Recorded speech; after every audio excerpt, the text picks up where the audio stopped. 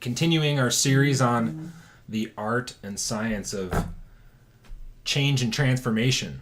So last time we did a recap of reality is a function of software, and really the predictions, the meanings we create around the data points of our life, the resulting equations that form over time as to how we think, how we talk, how we operate.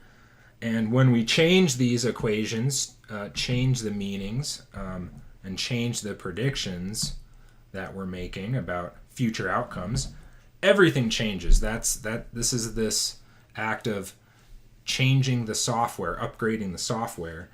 And we also challenge some old beliefs, old notions around change and transformation. The fact that a lot of people view change as hard, change as a process, and really, when we look at successful people, they're not even thinking about it as change, much like the unlimited raw version, 4-year-old version of you. You didn't contemplate, change from your tricycle to your two-wheeler being hard. You just wanted to ride the two-wheeler like all the other kids. You want what you want. So change isn't even a frame. You're just focused on what you want. So tonight we're going to go deeper into some of that, some tools for managing, dealing with, overcoming the inevitable challenges that come with making changes. So I want to start off by talking about habits, because most of this, when we're talking about software and programs, they're really just habits. They're neural bundles that have been wired over time, and they're really, habits are nothing more than a groove in the record, right? It's just been played over and over again. The same holds true. It's a great metaphor for neural bundles, because the more that connections are established and reinforced over time, neurons connect and get wired together and create truths. It creates our beliefs and our thought patterns, and it wires it as that it can't be broken. This is another reason why change can feel so hard, because we're battling ways of thinking, ways of doing things that have been in place for a long time.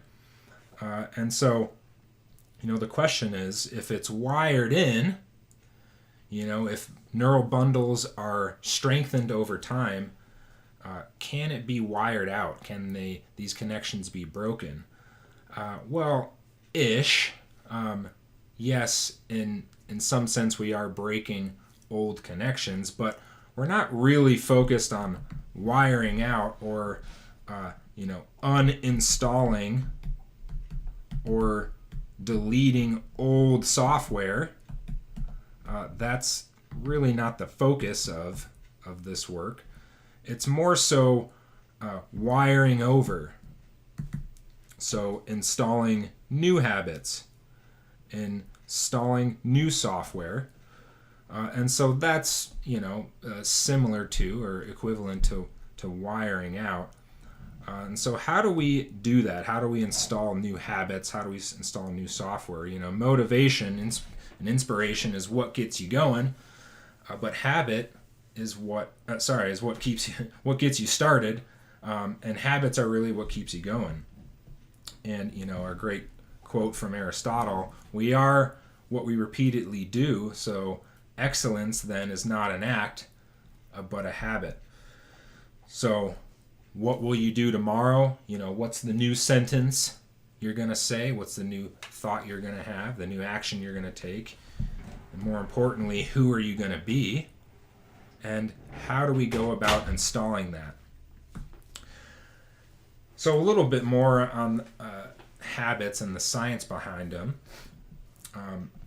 When NASA was early on in their mission to Mars, mission to the moon, studies on astronauts, they did a great exercise where they would give them these goggles that will essentially flip their world, their vision upside down, right? So the way that the retina works, or our eyeballs, when an image comes in, it's actually reflected.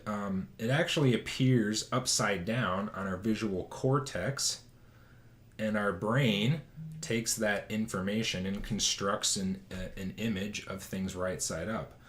So it's really just inverting the way that light is coming in to the eyeball and how it shows up on the back of the cortex. And what they found, there's a few really unintended consequences that came out of it, was that on average it took about 21 days for the image or their vision to be turned right side up again. And but what they also discovered was that at any point during that average of 21 days, for some it was a little bit longer, some a little bit less, but if the astronauts took the goggles off at any time, even for 5 minutes during that 21-day period, it would start the clock over again. So this is where some of the earliest research and science came out on habits, the actual neural and brain science around it and how this happens. So this 21-day period timeline, this isn't to say that, hey, it's going to take you 21 days to actually change, but we do know that it takes a little bit of time to install software, to overcome the old habits.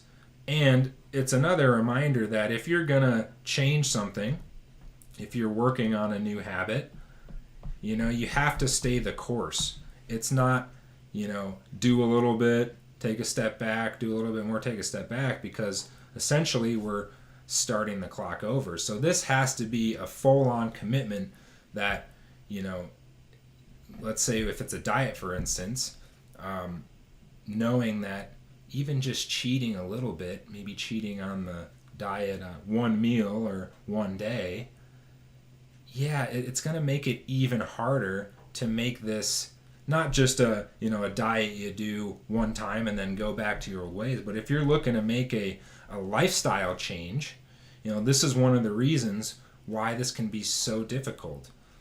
You're actually resetting the clock if you're in any way disrupting this metaphorical 21-day period. And so, your stuckness, your challenges with change does make sense when you look at the science behind it. And this is another classic tool that I always love to bring up in this conversation of how to make change easy, what makes it hard for some, easy for others. And it comes out of an article that was written in early 2000, called Change or Die.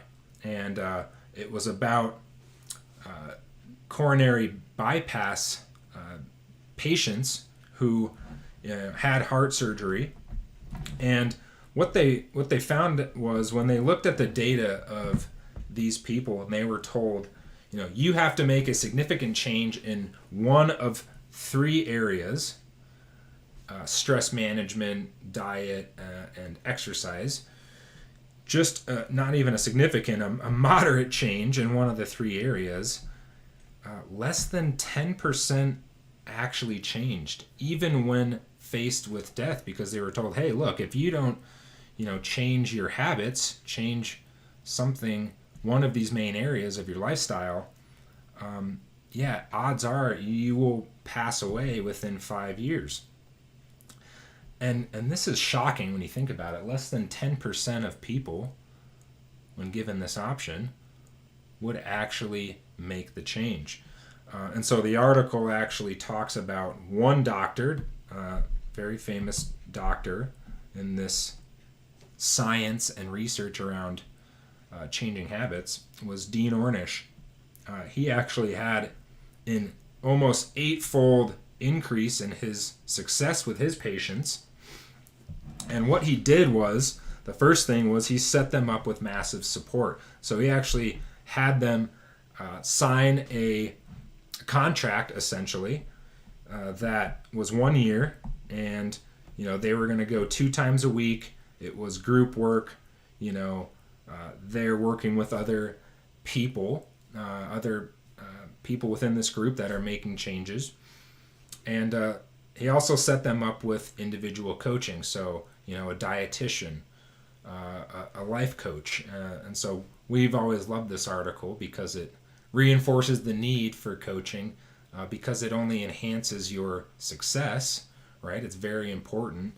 And the other big thing was the moderate change wasn't about making an incremental change, so taking baby steps towards something. He had them make a massive, radical change in all 3 areas. So what does that mean? There's this notion that, and even is still supported by a lot of professionals, that incremental approach to change is more effective than a massive radical approach. 1 step at a time, build some momentum, do 1 small action. But when we really look at the research, that's not really the case. Now, there's some very rare exceptions to this. For instance, I wouldn't tell someone who's been on antidepressants for some time to just go cold turkey. There's some very bad consequences that can come with that. But for the most part, for something like changing a diet or exercising or some kind of lifestyle change, massive radical change has been shown to be far more effective. And our tool for this, which I referenced last time, is the 15 Twinkies.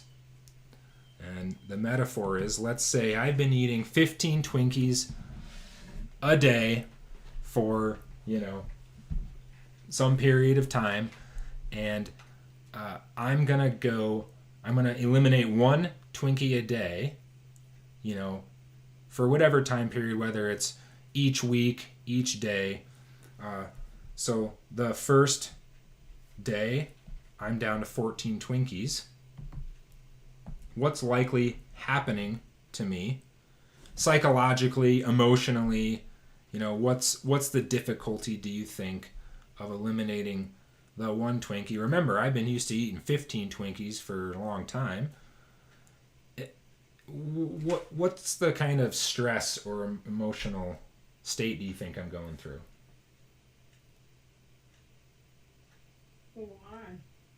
Yeah. Do you think I'm, proud of the fact that I've eliminated 1 Twinkie, or am I really craving that one that I don't get to have? Thinking about the one that I don't get to have. I think it depends on how you look at it. It does, which will... They could celebrate that they're down 1 Twinkie and be fine.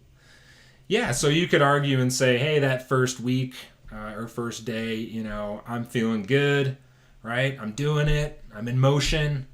I'm on my plan. Now, second week, I'm down to 13 Twinkies. Is it getting easier, the same, or harder?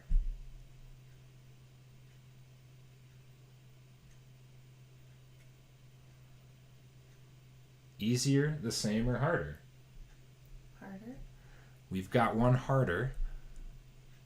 Yeah, most likely it's going to be not double the amount of angst over the second Twinkie. It's, 5 times, 10 times maybe. Third week, I'm down to, 13 Twinkies. Easier, same, or harder? And really think about this. You're 3 weeks in, and you're still having 13 Twinkies. What's the level of results do you think that you're having? Small, medium, large? Small. Yeah, small. Still have 13 Twinkies. What's that doing to your motivation?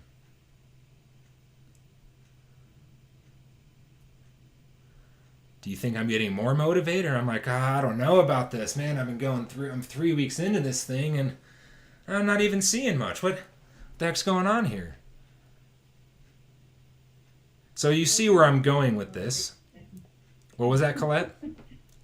It's not much motivation because it's incremental. Yeah. But I think that you still, it's all how you look at it as far as, and you could celebrate the fact that you're down 3 Twinkies by this point. It's a great point. Your incremental progress, but it's not going to be that motivating because you're not going to feel a difference or see a difference in how you feel. Correct. And this is where we see, for most, again, because most wouldn't acknowledge that, hey, I just have to celebrate and associate to the fact that I've eliminated the 3 Twinkies. You could do that. That'll certainly make an impact. But for most, it's, man, this is so hard. I don't know if I can do this. And I have a nightmare. This is so hard. I just want my 3 extra Twinkies. Versus, now let's look at a different scenario. I'm going to eliminate all 15 Twinkies on day 1. What's my level of emotional, mental, physical stress?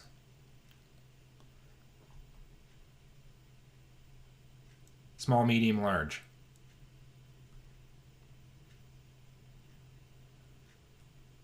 It's high, right? I've been used to 15 Twinkies for, now they're all gone. Yeah, this is hard, man. But man, I'm doing this. I'm on my plan. I'm gonna make this happen. Second week. Does the stress levels decrease, stay the same, increase? They may be about the same. We could even argue it may be a little bit harder, similar to I'm only 2 Twinkies down now. But what kind of results are you seeing at this point? You've eliminated all 15. You're seeing more results than only eliminating 2, right? So there's some motivation, right? You're getting some momentum. Okay, I can do this. Yeah, it's a little hard, but I got this. Now, you're 3 weeks in, you go to a holiday party and they're serving fried Twinkies. Oh my God. It's my favorite. What do I do? And let's say you have an old sophomore moment. You give in. You're like, man, I've been doing great. What's one, right? What's one? So you have the first Twinkie. What's happening? What's that moment like? You sink your teeth into that first fried Twinkie. It's bliss, right? It's an orgasm in the mouth. Oh my God, this is so good. And let's say... Sugar. Yeah. Maybe you get a second one down. Now that because you're 3 weeks in, you haven't had that sugar load in quite some time now. What's that now introduction of that amount of sugar going to do?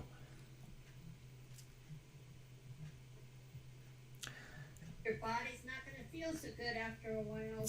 Yeah, it's going to reject it. It's like, what the heck? I'm not used to this, man. We haven't had sugar like this in 3 weeks. So it's going to taste bad, right? And you're like, I don't even know if I can finish this third Twinkie. So you're driving home. You're thinking, man, I was doing so good. I was on my diet. I was on my plan. I caved in. Man, so you get home, beating yourself up a little bit. You step on the scale. Small, medium, or large impact by the 2.5 Twinkies. Minimal, right? Minimal. Yeah, So you get re-inspired, re-motivated. You're like, okay, that wasn't so bad. I'm back on the plan now. You reclaim that motivation. So this is a metaphor why massive radical approach becomes more effective, not only physiological, but psychological, emotional. And it's another way to think. I mean, if you've if you've tried the incremental approach and you've been challenged by it, well, what difference would it make to take a massive radical approach? What would that even look like? What would you do? Something to ponder. Now, so again, we're talking about the challenges with embracing change. So massive support system, some coaching, going massive radical, not baby steps, not tiptoeing in. And as we're talking about installing new software, installing new habits, change really only happens in two ways. The first is intensity. So this could be,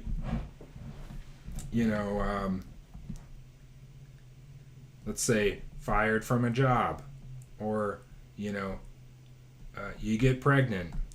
The person that smoked for years, all of a sudden they get the pregnancy test back. It's positive. They're going to have a baby. They have another human life to care for. Boom. All of a sudden, they're no longer smokers. It could be a medical diagnosis, right? These very intense moments that happen that change things forever for us. So that's intensity. And the other way is repetition. So repetition being the mother of all learning. We do it over and over again, just like grooves in a record. You've been repeating something. There's been a groove formed over years, and by law, you're always repeating something. Is it new you or old you? What are those habitual sentences that run? What's the language? Because it's always going to reveal the software that's running. So not only is this, how do I intensely, and if it's not something that happens, how do you prime this to happen for you? Can you put excitement into your body? Can you put I have a dream speech? I have a dream that my body is, and food is fuel. It's not emotion, and I love healthy foods, and I feel better when I eat amazingly. I don't need Twinkies. How do you prime great emotions versus I have a nightmare, I can't do this? And is that the habitual sentences that run? We're always repeating something. So repetition and intensity being the only two ways that we form new habits. And this isn't all that, this literature, this research is out there. You're a smart person. You've tried things in the past, and why haven't other tools or processes or programs, worked? Well, most will blame themselves. It's something wrong with them. I can't do this. See, look, I knew it matches my history. Here and here, I've tried this in the past and it didn't work. There's something wrong. I get it works for other people, but not me. But that's not the case, because there's a deeper software issue at play. And one of the common things is what we call the old song on the radio. So you're saying new sentences, you're installing new software, you're taking new actions, and then all of a sudden you're at a Christmas party and they're serving fried Twinkies, and you have an old moment, an old habit moment. Well, just like a song can trigger old memories, old emotions, whether it's a song you had your first breakup to, immediately it's the metallic taste in your mouth, sick to your stomach, triggers that old memory. Or the song you had your first kiss to, it's butterflies and you can smell their perfume. Just like songs can trigger memories, old songs or old triggers opens up old software. And this is where there's a lot of forgiveness built into the system. This is not about perfection, and you just have to be new you perfectly all the time, because we're not, as I said, we're not deleting or installing old software. It's always going to be there. It's always, it can be triggered by anything really that reminds you of old software, whether it's, you're driving to work and you see a tree on the side of the road that reminds you of the tree that scratched your window, your bedroom window when you were a child, and it creates this fearful memory for you, and all of a sudden you're walking in your business meeting with an anxiety, and what the heck happened? Yeah, old software can open up from time to time. The question is, are you conscious of it? Can you catch it? And what's the only way to get a song out of your head? A song that's stuck in your head? Replace it with a new one. Yeah, you put a new song on the radio. New songs, relaunches, new software. So if you notice, I have a nightmare moment. I don't know if I can do this. This is scary. I don't know if I have the capability. I don't believe. Versus, man, I have a dream. I just want this thing so much. I want what I want, and I want to ride the two-wheeler. And you put the new song back on. You play the new habitual sentences with lots of intensity, over and over again, repetition, until you're back in new software. And where we commonly see this happen with the old song on the radio is in the 10 moment. And what that means is, when you think of 90% of life as flow and easy, things are going well, the world is being kind to you, and it's really only in the 10% of life where it's hard and challenging, we're being tested, right? We're having a bad day, is where we'll stick to what we know. We'll revert back to old software, because it worked for old me. I know what I get. It's predictable, right? We're back to meanings and predictions. I know what I get with this old software. This new software, I don't know. It's out of my comfort zone. It's unpredictable. So I'm just going to go with what I know here. It's in the 10 moments we see most people revert back to old. But it's the very moment where you have to be new. We don't grow in the 90. We only grow in the 10. 90s for, it'll continue to reinforce, and it's easy to repeat new software.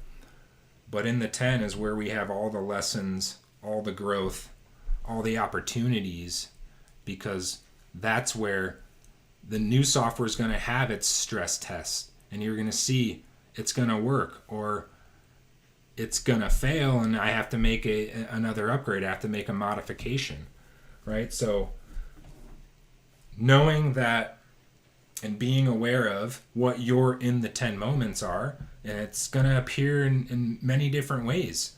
It's a conversation with a spouse. It's, a business meeting. It's a phone call. Whatever your in the 10 moments are for you, playing the new song, and you could prime this. When I said with intensity, how do you prime new software? You put an I have a dream speech, going into a business meeting, doing a haka dance for some of the OGs here. I played the video of the haka, the New Zealand All Blacks rugby team. They do the traditional, their haka routine where they're dancing, and they believe that it, wards off evil spirits, and it's just part of their tradition. And you watch it, it gives you goosebumps. It's engaging a different emotional matrix to where they get excited, they get jacked up, man. They're terrifying their opponents. You know, you run a haka going into you're in the 10 moments. I'm the woman, I'm the man to make this happen. Yeah, that's where new software really gets installed. That's where these old habits get changed. So again, wiring over, creating new grooves in the record, you know, sticking with it all 21 days, even in the 10 moments, putting a great support system, having a great coach, going massive radical, all these great tools we have for making change easy, not hard, and making it instantaneous. You know, it's not a process. It only feels like a process because we have old songs on the radio and we bounce back and forth. But your consciousness, catching the old sentences, catching the old software in its tracks, turning the bus around, getting the bus headed back in the right direction, that's where this becomes easy. It becomes flow. It becomes this changing of habits becomes effective for you.